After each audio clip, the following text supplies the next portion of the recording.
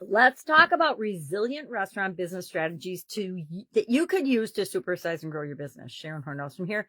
And I learned early on in both my corporate and my business ownership entrepreneurial careers, because I've had both simultaneously for a long time, over a quarter century, that paying attention to and looking at what was working in different industries than the one I was actually in and applying them to my current industry was a really, really powerful strategy. If you've never done this, if you've never used it, I challenge you today to start looking outside your current business and your current industry for processes and systems and procedures and methods and automations and tactics and strategies that you can apply in your business and in your industry right now.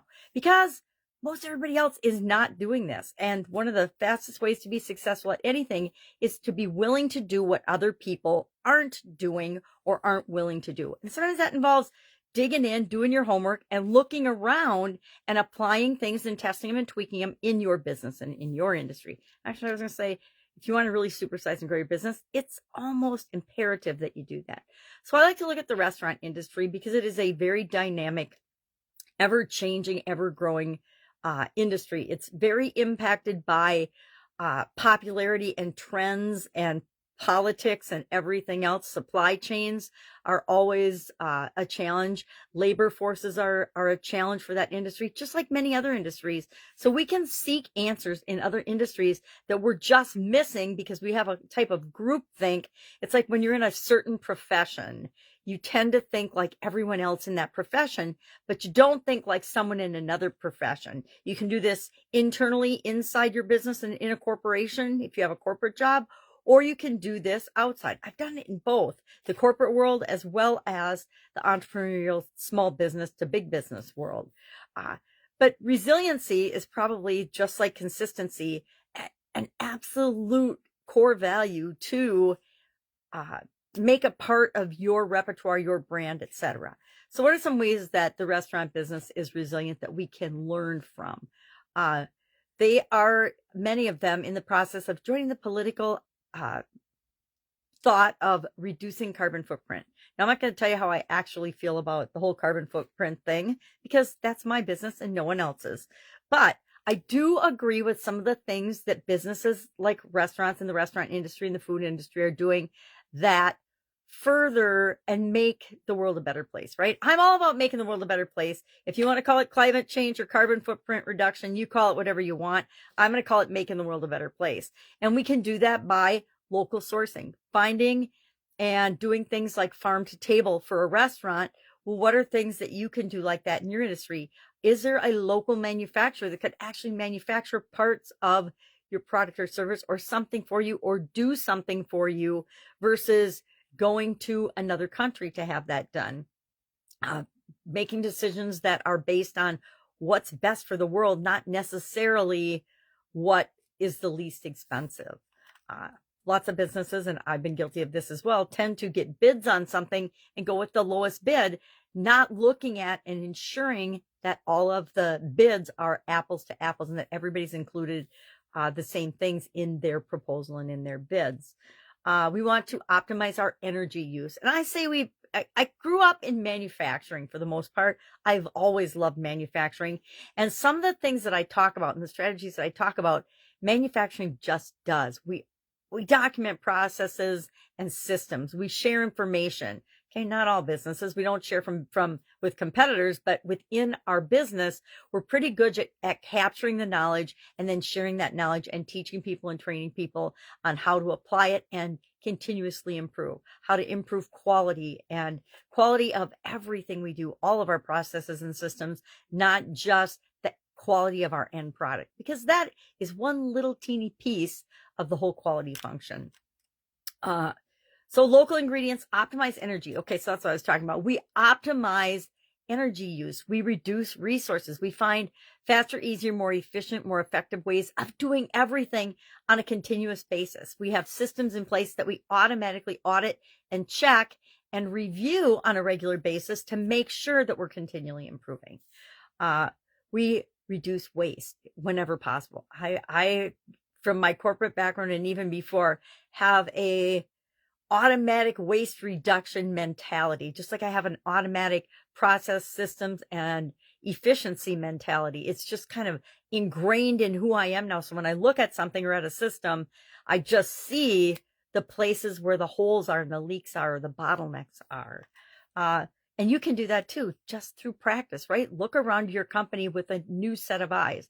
One of my favorite tricks is to go through a business backwards. Not many people do that. And I can't remember where I learned it. I must have learned it from some smart person a long time ago, but I applied it. I did it a few times. And then I realized that it's an incredibly powerful way to change our perspective and find the holes and find the leaks in a system or in a process or in a piece of equipment, etc. So go through your processes backwards, and that will show you what you're missing.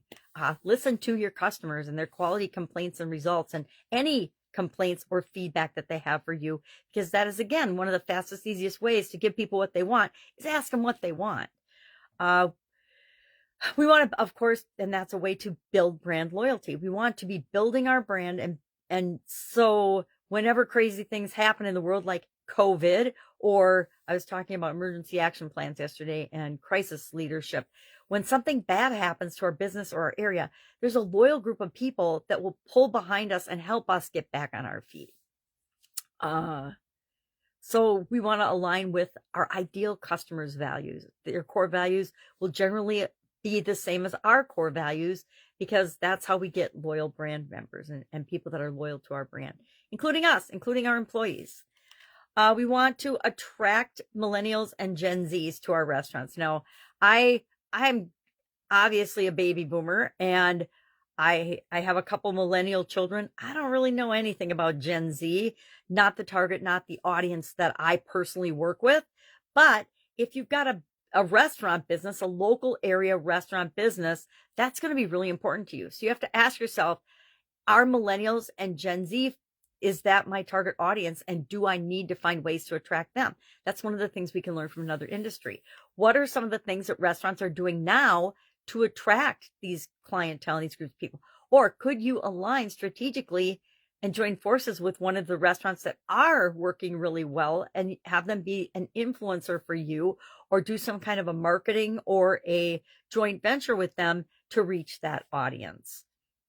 Some of the things that the restaurant industry is specifically doing that I like to be resilient and to go with the times and the changing times that we live in and they need to operate in is they have to pay attention to trends. Farm to table is a good trend. It capitalizes on the local supply as well as managing the supply chain. So people actually know what they're getting from farm to table when they're eating at a farm to table type organization.